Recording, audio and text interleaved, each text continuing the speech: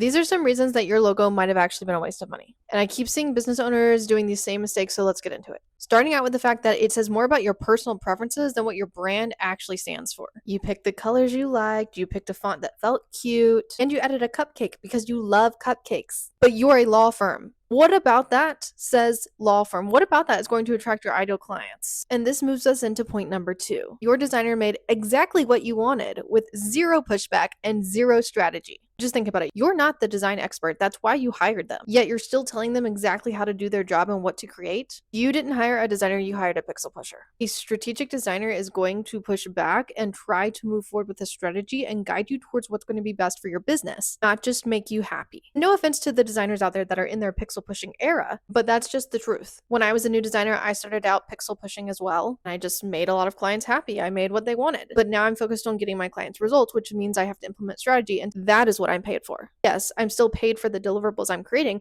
but I'm paid to implement them and create things with a strategy, bring a transformation to my client's business. You paid for a logo before you even knew who you were trying to attract. I see this all the time. If you invested in a logo before you had a clear offer, before you knew who you were trying to attract, or had any understanding of the direction your brand was headed, your logo is just an expensive placeholder. Because in a year to 2 years from now, you're going to be rebranding since it no longer reflects who you've become and where your brand is headed. Because how could it if you invested in it way before you knew any of those things? And this brings me to my final point. You're stuck every time you try to market anything. One single logo is not enough to show up cohesively as a brand on your packaging, on your signage, on your marketing materials, on your social media. What you actually need is a full brand identity that connects every touch point in your business. And that's why I only offer full brand identity design to my clients. At the end of the day, almost every business starts out with a one-off logo. That's do what you gotta do. But the point of this video is to help you avoid wasting money on a logo design that you're just gonna outgrow or toss out the door 6 months later. Sometimes the smartest move for brand design